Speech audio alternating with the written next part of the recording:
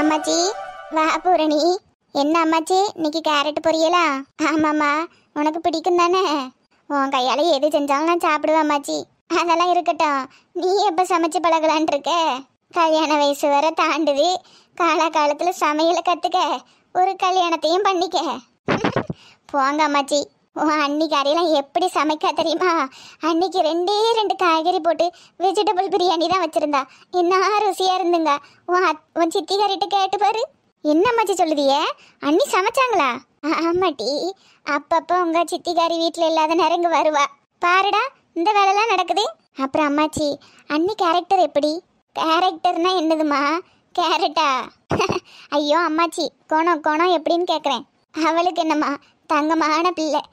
பெரியவங்களுக்கெல்லாம் எப்படி மரியாதை கொடுத்து பேசணும்னு தெரியுது, யார்கிட்ட எப்படி நடந்துக்கிடணும்னு தெரியுது. நம்ம எதுவுமே சொல்லி கொடுக்க முடியலப்போ. அண்ணியை பற்றி அம்மாச்சி நல்ல விதமாக தான் சொல்கிறாங்க, அப்புறம் ஏன் சித்தி இப்படி சொல்கிறாங்க? அவங்க 2 பேரையும் பிரிக்கலாமா வேண்டாமா? ஒரே குழப்பமெல்லாம் இருக்கு. என்னம்மா யோசனை? அம்மாச்சி, அது நேற்று சித்தி என்னம்மா சொன்னா? பூரணி, வா சித்தி. எம்மாடி, நீ என்ன வேலைக்கு கிளம்பல? போனம்மா. எம்மா, ஒரு முக்கியமான விஷயம். முத்துப்பாண்டி பொண்டாட்டியும் வீட்டுக்கு கூப்பிடலான் இருக்கேன். என்னம்மா சொல்லுதே? உன் வாய்க்கு சக்கரை தான் அள்ளி போடணும். இதுக்கு தான் உன் அன்னிக்காரி குணத்தை பற்றி விசாரிச்சியா? நேற்று சித்தி இதை தான் சொன்னாளா? ஆமாம் அம்மாச்சி. ஆண்டவா, நான் கும்பிட்ட தேவை ஒன்றும் எங்கேயே கை விடலை. இம்மாடி உனக்கு கோடி கும்பிடு, அதை செய்யுமா? இம்மா, நான் போகலம்மா, பூரணியை மட்டும்தான் அனுப்ப போகிறேன். என்னம்மா சொல்லுதே? பெரியவங்க போய் கூட்டாதனம்மா மரியாதையாக இருக்கும். வேணான்னா நீ போயிட்டு வாம்மா, நான் வரல. ஏம்மா, வீட்டுக்கு கூப்பிடணும்னு முடிவு எடுத்த நீ அவன் மூஞ்சி பார்த்து பேசுறதுக்கு முடிவு எடுக்கலையா? அதெல்லாம் இன்னும் கொஞ்ச நாள் போகட்டுமா. இப்போ நீயும் பூரணியும் போய் கூட்டிட்டு வாங்க. எது எப்படியோ, நீ மனசு மாதிரி திரும்பி வந்ததே எனக்கு ரொம்ப சந்தோஷமா இருக்கு. பூரணி, இந்தா இதில் பழம் இருக்கு, உன் அண்ணி கையில் கொடுத்துரு. சரி சித்தி, நல்ல நேரம் பார்த்து கூட்டிட்டு வாங்கண்ணே, நான் வேலைக்கு போயிட்டு வரேன். சரிம்மா. எனக்கு தெரியும், என்னைக்காவது ஒரு நாள் உன் சித்திக்காரி மனசு மாறுவான்னு எனக்கு தெரியும். ஆனால் அது இவ்வளவு சீக்கிரம் நடக்கும்னு எதிர்பார்க்கல. ஐயோ, கையும் ஓடலை காலம் ஓடலை. இந்த வீட்டுக்கு ஒரு மருமக வர போறாளா? ஒரு தேவதை வந்து விட்டார் என்னை தேடியே. ஏட்டி பூரணி, இனிமே நீ சமையலை பற்றி எந்த கவலையும் படாத. நீ கல்யாணம் முடிஞ்சு போகிறதுக்குள்ள உன் அன்னிக்காரிட்ட எல்லா சமையலும் கற்றுக்கிடலாம். அவ்வளவு வித்து வச்சிருக்கா உன் அன்னிக்காரி. இனி நம்ம வீடு கலகலன்னு இருக்க போகுது. பேத்திக்கு பேத்தி நீ இருக்க, பேரனுக்கு பேரனும் வர போகிறான், மருமகளுக்கு மருமகளும் வர போகிறா. ஏட்டி, எனக்கு கையும் ஓடலை காலம் ஓடலை.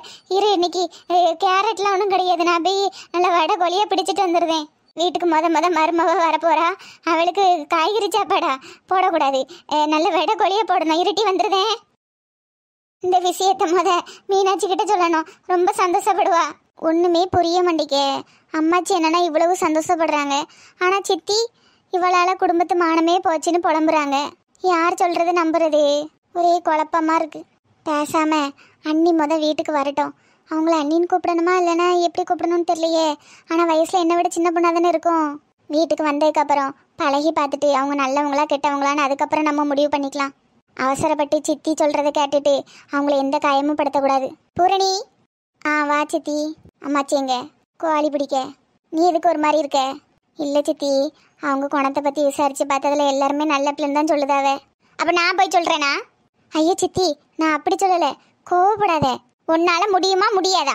முடியலன்னா சொல்லிடு, நான் பார்த்துக்கிடுதேன். ஐயோ அப்படி இல்லை சித்தி, என்ன இருந்தாலும் ஒரு பொண்ணு, அடுத்தவங்க பேச்சை கேட்டுக்கிட்டு நம்ம எந்த முடிவும் எடுக்க வேண்டாம். நம்ம வீட்டுக்கு வந்ததுக்கப்புறம் அவங்க எப்படி நடந்துக்கிடுறாங்கன்னு பார்த்துட்டு அதுக்கப்புறம் நம்ம முடிவு எடுப்போமே. ஏட்டி, அப்போ இந்த சித்தி சொல்கிறதுல உனக்கு நம்பிக்கை இல்லை? உன்னைய வளர்த்து ஆளாக்கி விட்டதுக்கு நல்ல பாடம் காட்டுது எல்லாரும். பெத்தவன் என்னன்னா பெத்த வயிறுலேயே எட்டி மிதிச்சுட்டு போயிட்டான். நீ வளர்த்தவ தானே, நீயும் மிதிச்சு விடு. ஐயோ சித்தி, என்னதான் நான் உன்னைய சித்தி சித்தின்னு கூப்பிட்டாலும் எனக்கு நீ என்னொரு அம்மா மாதிரி தானே. அப்புறம் என்னட்டி, உன் அம்மா அவமானப்படுறத நீ கண்ணால் பார்க்கணுமா? அதுக்குள்ள சித்தி, வீட்டுக்கு வரட்டும், அதுக்கப்புறம் பார்த்துக்கிடலாம். என்னமோ பண்ணுங்க. சித்தி எதுக்கு இப்படி கோவப்படுதா? ஒன்றுமே புரிய மாட்டேக்கி. யார் சொல்கிறத நம்புறதுனே தெரிய மாட்டேக்கி. தன்னே தாமரப்பு மச்சான் தள்ளாடும் தண்ணிக்குள்ள. ஏட்டி மீனாட்சி, வா வா. ஏட்டி, ஆளை பார்த்து எவ்வளவு நாளாவது?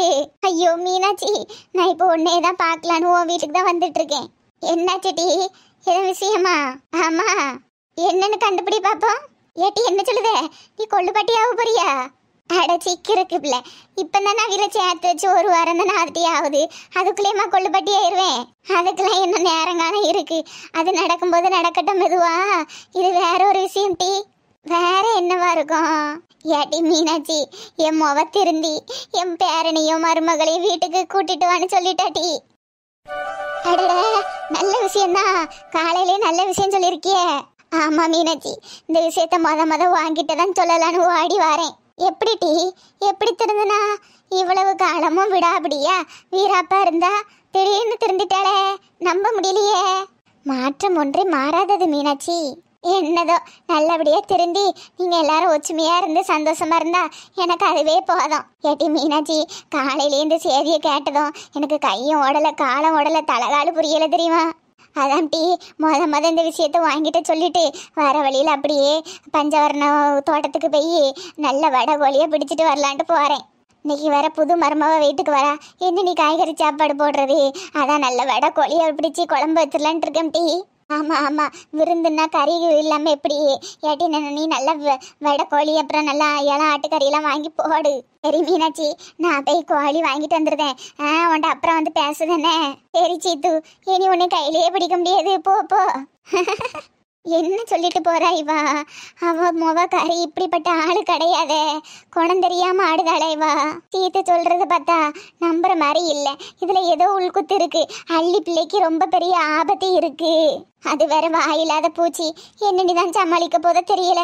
ஆண்டவன் விட்ட வழி. நம்மள ஒரு 8 போய் பார்த்துட்டு வந்துருவோம்.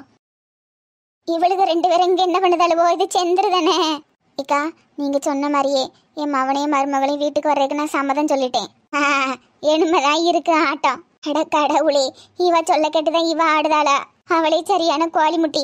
நல்லா இருக்க குடும்பத்தை பிரிச்சு விட்டுருவாளே. செந்திருக்கு என்னாச்சு? அடுத்து என்னக்கா பண்ணணும்? ஏட்டி, உடனே எடுத்துட வேண்டாம். கொஞ்ச நாள் போகட்டும். ஆற விட்டு பண்ணுவோம். என்னக்கா சொல்லுது? எனக்கு ஒன்றும் புரியலையே. எடுத்த உடனே நம்ம கொடுமைப்படுத்தணும்னா அவ துண்ட காண துணியை காணணும் ஓடிடுவாட்டி. கொஞ்ச நாள் அன்பா பேசி பழகுங்க. தாமிரபரணி ஆத்துல தலைமுழுக கொப்பத்தா என்னெல்லாம் சொல்லி கொடுக்க பாரு. சரிக்க. அப்புறம் வீட்டுல ஆள் இல்லாத நேரமா பார்த்து அவ்வளவு பாத்திரத்தை அள்ளி கொண்டு வெயில்ல போட்டு பாத்திரம் விளக்க வை. அதே மாதிரிதான் ஆள் இல்லாத நேரம் அவ்வளவு துணியும் கொண்டு போட்டு துணியை துவைக்க வை. பேதியில போவ உனக்குலாம் ஒரு நல்ல சாவு வருமா வராதா? இப்படி பண்றதெல்லாம் மாமியார் கொடுமை. நாத்தனார் கொடுமைன்னா என்ன தெரியுமா? காப்பியை குடிச்சிட்டு கிளாஸை சிங்கிளை கொண்டு போடாம டிவி முன்னாடியோ பிரிட்ஜி மேலேயோ கொண்டு வைக்க சொல்லு. அவ வைக்கிற குழம்புல வேணுக்குண்டே இவ்வளவு ஒரு கை உப்பு அள்ளி போட சொல்லு. அம்மா, அடுத்தவிய சோத்துல உப்பள்ளி போடுறதுல நீலாம் நல்லா இருப்பியா? முடிஞ்ச அளவுக்கு கை நீட்டையும் பாருங்கட்டி. அடிக்கணுமா? ஐயோ அக்கா, அதெல்லாம் தப்பு இல்லையா? ஐயோ ஏட்டி, எத்தனை மாமியார் மருமகள் சீரியல் எடுத்தாலும் நீங்க திருந்த மாட்டிய. எல்லாம் சொல்லிதான் தர வேண்டி இருக்கு. எத்தனை சீரியல்ல என்னென்னலாம் நடக்கு. அட இழிச்சவளை, என்ன காரியம் பண்ணுத நீ? சரிக்கா, அதுக்கப்புறம் என்ன பண்றது? கடைசி வரைக்கும் இதெல்லாம் பொறுத்துக்கிட்டு என் வீட்லயே இருந்துக்கிட்டானா அவன் மூஞ்ச பார்த்துட்டு என்னாலலாம் வாழ முடியாதுக்கா. எப்படியாவது என் பையனை பிரிச்சு என்கிட்ட தந்துருங்க. அட கடவுளே, அள்ளி வாழ்க்கை மண்ணா போகுதே. ஏட்டி, உடனே பிரிக்க கூடாது. அணுவா கொல்லணும். இந்த வாழ்க்கைக்கு எதுக்குடா நம்ம வந்தோன்னு அவ அனுபவிக்கணும் டி. பேதியில போவா. அந்த பிள்ளை உனக்கு என்ன டீ துரோகம் பண்ணிச்சு? என் டீ இப்படிலாம் பழி வாங்க துடிக்குத நீ? சரிக்க, நல்ல வருஷ கணக்குல வச்சு செய்யுங்க டி. ஆனா அதுக்குள்ள அவளுக்கு ஒரு வாரிசு வந்துட்டுனா அதுக்கு வேற ஒரு ஐடியா இருக்கு. அதான் அப்புறமா சொல்லுதேன். இவளுக்கு ஒரு சாவு வர மாட்டேங்கே.